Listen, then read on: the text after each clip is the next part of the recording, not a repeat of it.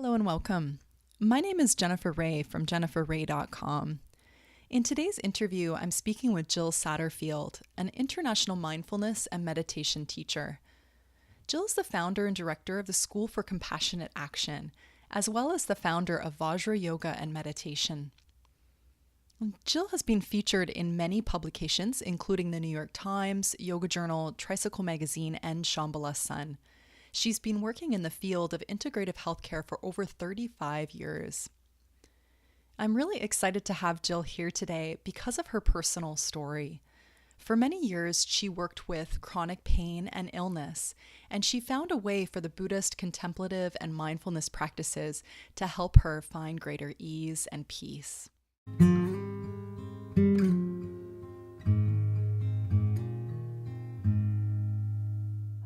Start there. How did you get started? Basically through an illness. When I was 19, I was suddenly struck with what became chronic pain. And I had taken a movement class that actually happened to be yoga. It wasn't called yoga. At that time, yoga was a little bit hard to find. So this was in the very end of the 70s, late 70s. So when I was in pain, I was basically told there wasn't a whole lot I could do, and that all of it was in my mind. And so I started to seek out some alternatives to help myself. So that's how I fell into yoga, and eventually then into meditation, because the yoga wasn't actually helping me too much at that point with my affliction. It was helping me overall with my health, but not with the chronic pain or the condition that caused it. And so that led me into meditation. Okay. So you started, how long ago was that, did you say? Late 70s. Late 70s. Okay. So you sort of started kind of finding yoga just randomly here and there through different classes and... Well, yeah. I mean, no. You had to really search it out. Yeah. It wasn't all that available at the time. I mean, there were Iyengar teachers and practitioners, and there were Shivananda teachers and practitioners, but it was nothing like it is today. So you really deliberately had to search it out. So after I fell into it, auspiciously, let's say, I found a class. I thought it was movement. It turned out to be yoga. Once I experienced it, then I really sought it out. But, it wasn't on every corner, hardly any corner at that time. And so it did take a little determination to find a class. Right, yeah. So this was all sort of at the same time that you were dealing with chronic pain. It was at the same time, yeah. And so tell us a little bit about that. What was going on there? What was that journey like? It was long, it was arduous, it was lonely, it was confusing, a lot of it. But because nobody could figure out the genesis of the pain or figure out what was causing it, and I had every test in the book, I was basically dismissed by most of the doctors that I went to see, probably out of their own frustration. But rather than lead me towards any kind of alternative, people just regularly told me basically to take a couple of these or a few of those and go home. Maybe change my diet. And my diet had nothing to do with what was going on. So, I saw a lot of different doctors in New York City, all the best, really. Internists, gastroenterologists, gynecologists, because nobody even could figure out what organ or gland, was causing the problem. And so I kind of got to know everybody that I could in the city and did all the tests that they recommended, even ended up taking hormones for a couple of years. But when that was of no help, I started seeking out surgeons. But basically, that was the very lonely and patronizing part of it. There wasn't any outside help, and actually people weren't even believing that my pain was real. Psychosomatic, and if something's psychosomatic, it's deemed to be not real. If you feel pain, it's real. Yeah. So it was was tough. I was very young. I was 19 when this started, and alternative medicine wasn't then what it is now. Mm-hmm. And yoga and meditation were, like I said, a little bit harder to find. Mm-hmm. They were available. It was available, but it was a little bit harder. It wasn't mainstream. Mm-hmm. So, yeah, it was not a fun time. But, I had a couple of major surgeries. The first one found some things on my ovaries, which they thought was the cause of my condition, and it turned out not to be. I didn't find that out until after I'd healed. And then a few years later, I insisted on another surgery, and this surgeon found that part of my large intestine had knotted and twisted and traveled up to my heart. And it herniated the diaphragm in the meantime and had the appendix still hanging onto it, and then wound its way back down. So it was a very circuitous route. Why nobody saw that in the MRIs or the bariums or any of the tests I had, I think, because that is a question a lot of people ask me, I think is because even now, people have become so sectioned in their approach. They know this system or that system or this part of the body or this bone or this, organ or gland, whatever it is, that nobody ventured up beyond my navel. They just assumed that it was a reproductive organ system problem, which it wasn't. It turned out not to be. Mm-hmm. So once that was discovered and my intestine was stitched back down, I had no peristalsis, and I was still in chronic pain. So I was told there was nothing you could do about not having peristalsis because it's part of the autonomic nervous system, that you can't retrain or retrigger a part of the autonomic nervous system. And then I went to deal with my pain at Yale Pain Clinic, and they told me all they could do was deaden my nerves so that the area wouldn't feel anything. Mm-hmm.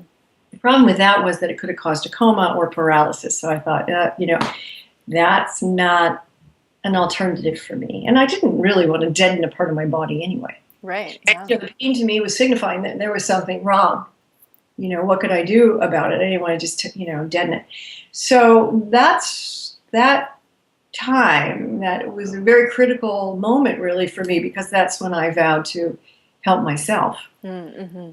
And then I actively sought out ways to work with my mind, because if the pain was all in my mind, which I didn't think it was, but if it was, I needed to work with the mind that was registering the pain. Yeah. And, I didn't know of any other way to do that but meditation, which was a very good guess. So I started going on silent retreats, 10-day silent Vipassana retreats, and I began to be able to not only work with the mind that was registering the pain, but I began to be able to work with my own body. Mm-hmm. And so it took me about 7 years, and I was able to re-trigger peristalsis, completely freaking out the doctors. It's impossible. And I was very proud of myself. It was a lot of work, I have to say, but it took a few more years, and then I was eventually able to be pain-free. So mainly I did it through meditation. Yeah. But I had the support of knowing my body pretty well through yoga and knowing the yoga postures that facilitated some nourishment, renewal, vitality, regeneration in that area of my body. And so I would take those poses for very long periods of time and meditate in them. Mm-hmm. So I was not doing a vinyasa flow. I was really breaking it down. What's good for the intestinal system?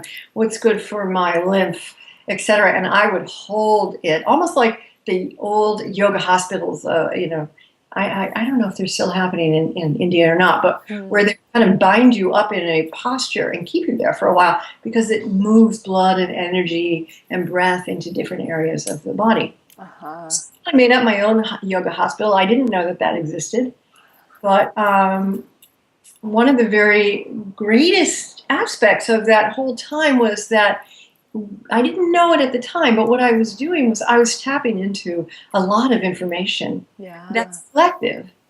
And so I learned to move energy on my own. I learned or I just kind of intuited how to put myself in these poses and hold them and what to do inside of them. Nobody taught me how to do that. And it wasn't through my own imagination so much. It was, I think, because I just tapped into a larger wisdom. Yeah. When we're meditating and we're quiet and the mind is really more open, that's when insights come in and wisdom arises and, intuition gets strengthened, or it can. So that's what I utilized. That's great. Wow. I find out afterwards that I had tapped into, information. For instance, the way that I was working with energy, I was told, maybe 25 years after I healed, by one of my Tibetan teachers, he said, that's bliss. Like, really?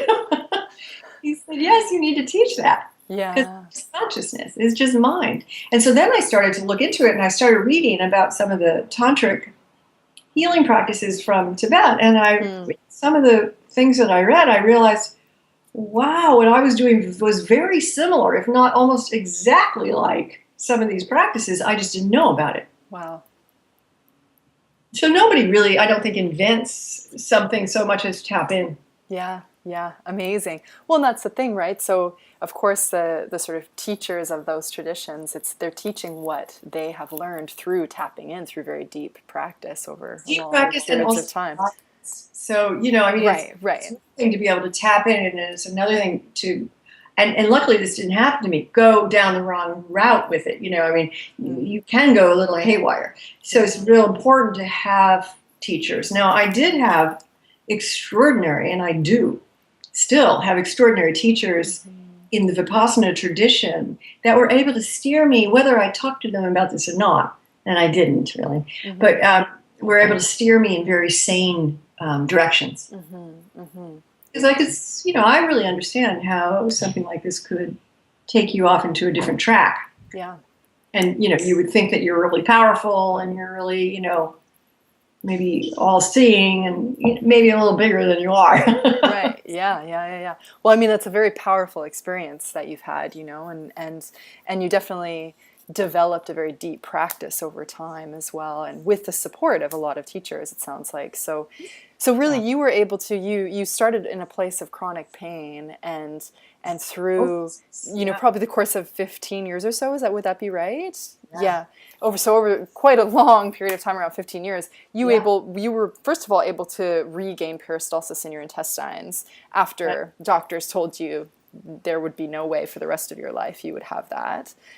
So that's incredible. And now, still to this day, you're pretty much pain-free from that condition, hey? Is that, would you say? Not even pretty much. Yeah. Totally pain-free. Totally pain-free. So that's incredible. Amazing. Yeah. And then, of course, like you mentioned, the tapping in to that inner wisdom, right? And then being able to rest in poses. I find that particularly interesting because I teach a lot of yin yoga and a lot of restorative yoga. And so, we do hold the postures for longer periods of time, and it allows this nourishing, all of the blood and the fluid and just the opening in the tissues, and physically and energetically as well. So I totally connect with that for sure. But the interesting thing is that I think, we can take a pose. If somebody says, all right, let's try this particular posture. And we're in it, but we may not know what to do. We may not know how to actually be in the posture itself, how to move awareness, how to work with the pose itself. And I think that this is something that needs to be taught a little bit more than it is. It's certainly something that I'm teaching, but is that it's not just about, letting the pose work for you. There's a participation that's absolutely necessary for it's like a collaboration and a participation between the mind and the body that has to start to happen, and then the heart also, to really not only make conscious what you're doing, but to kickstart something and change its direction, let's say. So I'm going to shut this window.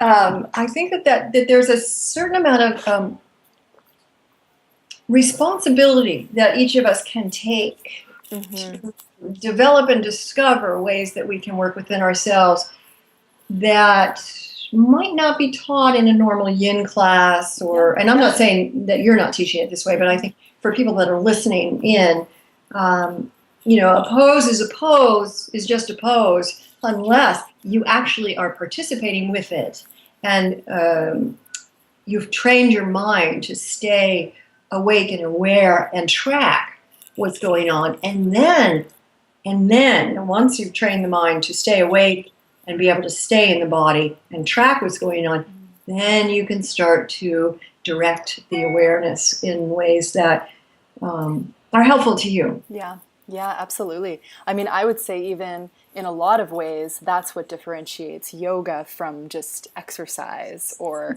Right. It's also beyond what's being taught right now. Because it is, yeah. A lot of people, want to be spiritual with yoga, and they start to be.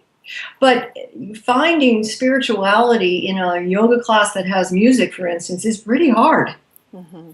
It's challenging. I don't think it's impossible. Everything's possible. But I would not say that's necessarily the route to go. And also, in order to really tap into your own mind, you need to be able to do that on your own, not be told, breathe now, move your leg now, change your position now, get happy now. Mm-hmm. It's not about that if you want to go in this kind of direction. Yeah, absolutely. Yeah, and so again, for me, it's like, that's why I really love this joining of more contemplative practices, the sort of meditative practices with the physical movement, the asana. Thank goodness it's getting more popular. Yeah, exactly. Yeah, absolutely. Because a lot of people find, hey, after a while, what else is there to this, to this tradition or these practices, and those that want to will seek out ways to further deepen and blossom and work with themselves so that it becomes your life. Mm-hmm. It's not just your practice; it's your life. Mm-hmm. And so that's where, especially the Buddhist path, is very helpful. It gives us ways; it steers us on a path of morality, of ethics. Mm-hmm. Right livelihood, of maintaining goodness in your life, really. Yeah. So let's talk about that. Let's talk about sort of the importance of having some sort of home practice, some daily practice, something that we can return to. Well, that is of the utmost importance, and I think it's where most people have a little bit of a stumbling block. Mm-hmm. I do a lot of mentoring, and a lot of the mentoring that I do is to help people have a practice, to develop a home practice, because sometimes you're not sure what to do, and so you need some guidance. So I think it's very important to have some guidance with a teacher of some kind, but it's also really important to allow yourself permission to just play around. Like, do you do some yoga before you sit? Do you sit before you do yoga? Do you do pranayama before, after, during? Well, how does each make you feel? And so with guidance, obviously, we discover, I think, how we can package and arrange a practice so that we want to do it, so that we're actually taking our own pulse, listening to our hearts, checking in with our minds, asking our body how it's feeling, and then, okay, well, because of this information, maybe I'll try this first, or I'll do a little of that. And that way, it's more satisfying, rather than, oh, well, I don't really know what to do, so I'll do this routine.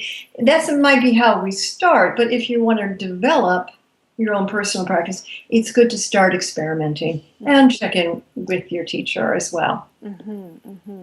Because when we're at home, we have the time to, even if it's 10 minutes, I'm not saying you have to have hours and hours of time for home practice. Not everybody has the luxury of that time. But even in 10 minutes, nobody's telling you what to do. So let's say you want to linger on something a little longer, you can. You want to try this practice, you can. And no one's telling you it's time to get up, or it's time to go, or it's time to try something else. And you get more and more creative, and eventually you start to trust your own process within these traditions and techniques. You trust oh, well, this works like this and this works like that. Let me try this today. So it's kind of like, you want to have a teacher to teach you the ingredients, but eventually it's your pot. Yeah. You're cooking it.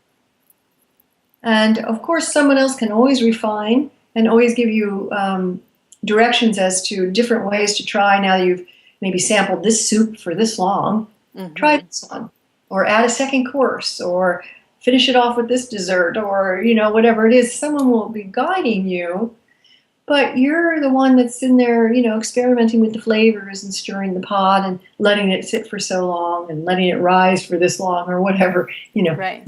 metaphor I can come up with. Cooking metaphor. It's important to play.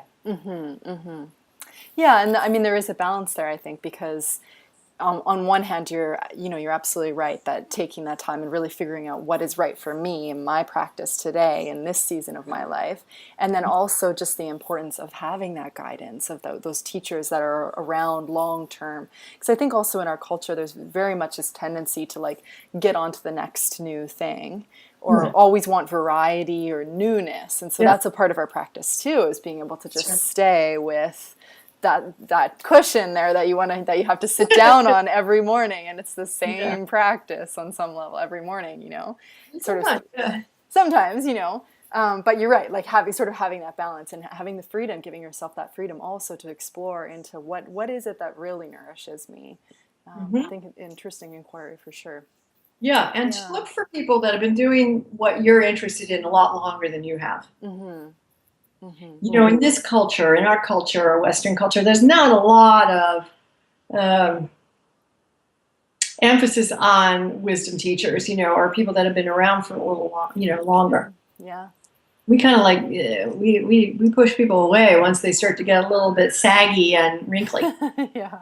And, that's a shame, because those are the gems, Absolutely. The jewels are the people who've been doing something for a long time. Yeah.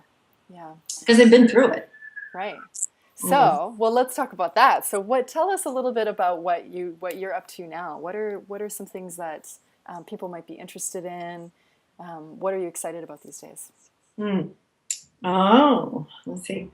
Well, I'm working on developing a possible wellness center where I'm living with somebody, and I'm bringing yoga and Buddhism teacher trainings to San Francisco. And I'm obviously very actively involved in Spirit Rock. And I do a lot of mentoring. So I work with people on Skype all over the world and help them develop their practice, and as importantly, help people understand how they can just make this part of their life, so that your mindfulness is leading you towards more and more ease, because you're seeing where you suffer one moment to the next. And it's through our acknowledgement of how our mind works, what our patterns are, and that knowing that we have choices, that we don't have to be victimized by our own mind or by our own patterns that somebody might have even introduced to us when we were younger. And we figure out that when we acknowledge that we have those choices, that I like to help people work with developing the strength to take, more and more choices, so that their life is a little bit happier. Yeah.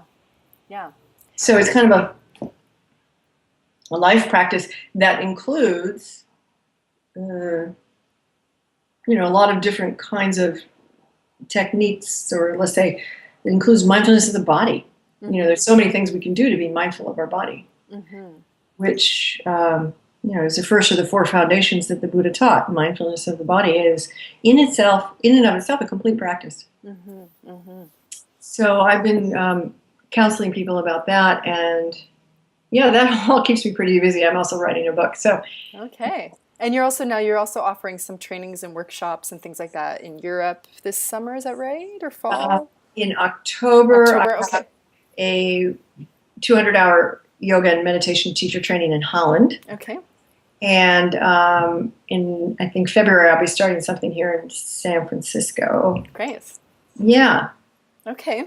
Oh, Awesome. So, just sort of wrapping up, I'm wondering if maybe we can come up with something, some sort of action point that we can offer to people listening to this. If this all sounds sort of interesting to people, we spoke maybe about the home practice, something, somebody that is sort of maybe been practicing for a little while, going to a lot of drop-in classes. What's sort of a next step that somebody could take?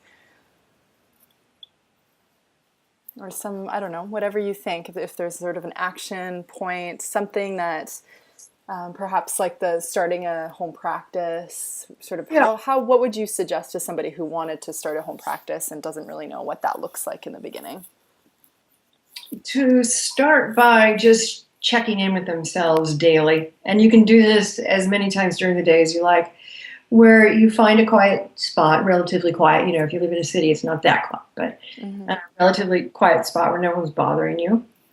And either with your eyes opened or your eyes closed, you invite your awareness into the room and then into your body, and you check in and see. I have a YouTube video of this if anybody is in, just a little 10-minute guidance through this, but you're just scanning your own body, feeling what's going on, becoming acquainted more and more with the state of your body in that present, in that time.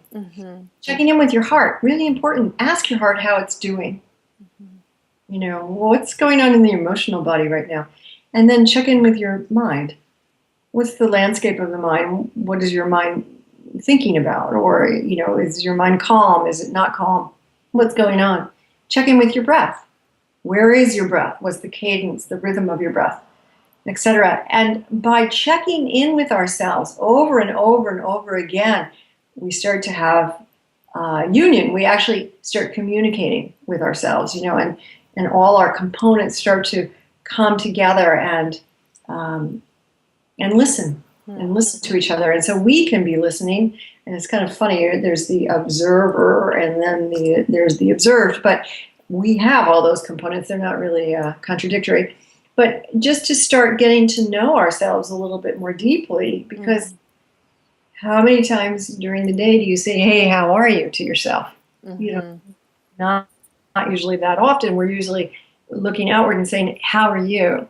How can I help you?" But rarely are we turning that back towards ourselves. And I think that's a very beautiful first start. It also lends itself to taking better care of ourselves, and being a little bit kinder to ourselves, because just that simple checking in practice is an act of kindness. And, self-compassion is not really taught in our culture anyway. And it's probably one of the most, in my mind, meaningful practices that we as Westerners can take on. We're generally not that kind to ourselves. We're actually very hard on ourselves, very self-critical. So by checking in 10 minutes a day, maybe even twice a day, I think there's a lot of gems that will just start to float to the surface. And, it's training, it's giving us really a method in which to start to mine our own wisdom and insight. But given that, then we check in with somebody else who's been doing been walking the path that we would like to take a little longer than we have, because that's really important to have some guidance early on. I would never wish anyone, I would never wish it upon anyone to have to go through what I went through, and that's why I teach. Otherwise, I wouldn't be teaching. So just so that everybody knows that, you can be creative with your practice. That practice isn't always just sitting on a cushion or doing something on a mat. It includes nature, it can include poetry, it can include friendship. But to have that creativity and that permission to be creative, but to also know that you can choose your teachers. So the teachers that you choose are the people that are walking the path that you want to walk, and that they're actually living it. Someone that's been doing it for a little while. Yeah. And see, by virtue of who they are, what their practice is like. You can tell a great deal about someone by how kind they are, how generous they are, how happy they are, how at ease they are with themselves. And so that's another, way to choose a teacher, and to not feel shy about reaching out to somebody and saying, hey, I have some questions. Can you help me? Yeah. Yeah. Anybody that's a teacher wants to help. Somebody doesn't have time, and then that tells you a little bit about what's going on. Too busy, or maybe there's no connection, or whatever it is. But to seek people out. I mean, now we have Skype. We can contact people all over the world. Yeah, absolutely. It's amazing. So there's to keep a connection with someone is really, really important.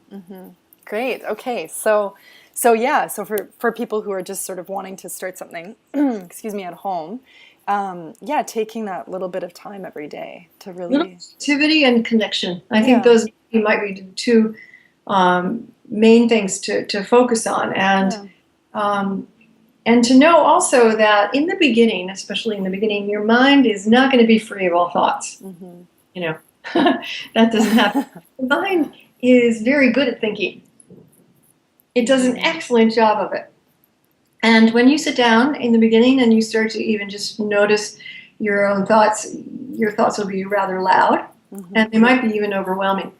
And just know that that's because by looking at your mind, you've just turned up the volume on what is already there. And then little by little with training, you'll have a little bit of a moment here or there in between your thoughts. And those little moments are like heaven, they're incredibly blissful and peaceful.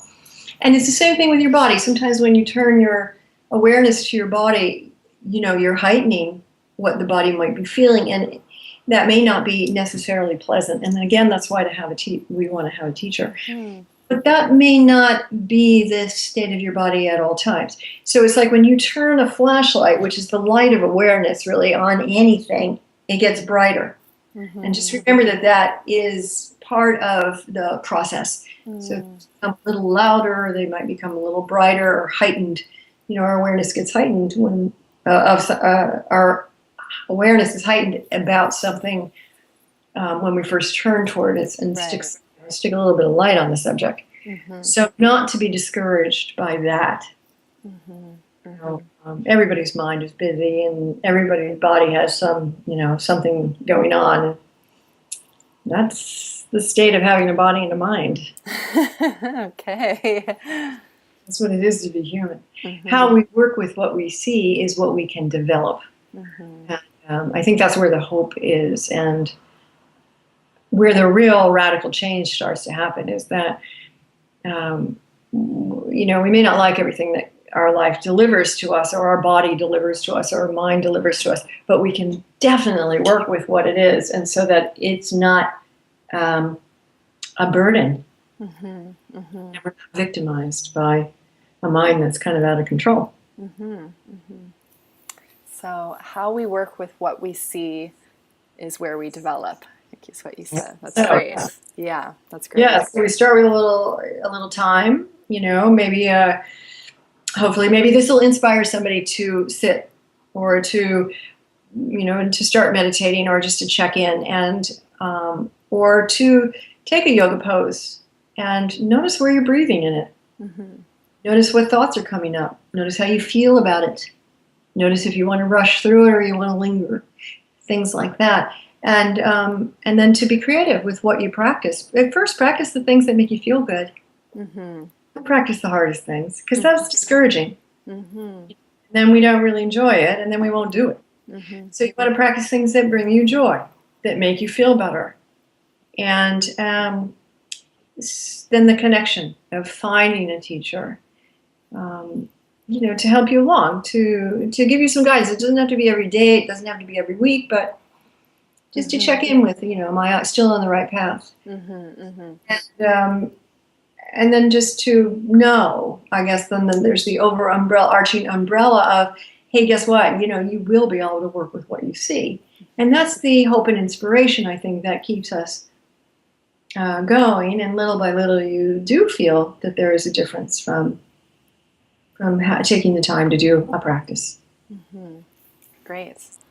Great. So that looking in, body, mind, heart, breath, and then also the importance of having the support and guidance of a teacher in the longer term. And then this overarching feeling of knowing that we'll be able to deal with whatever we find or Absolutely. be with. Yeah. And there's a lot of hope in that, because I think that sometimes people get discouraged early on thinking, oh my God, my mind's going to drive me nuts, or I'm always going to have these overwhelming thoughts. And that's not true. That's not true. That's just the habit of the mind that we notice at that time. And especially the Buddhist meditation is about, or the Vipassana style of meditation is about working with the habits that we see. We work with the mind that's already been conditioned. Great. And we condition it. Basically, that's what we do. Thank you, Jill, for speaking with me. If you'd like to learn more about Jill, you can visit her over at jillsatterfield.org. And you're also welcome to sign up for my mailing list over at jenniferraye.com. Thank you so much for listening, and have a great day.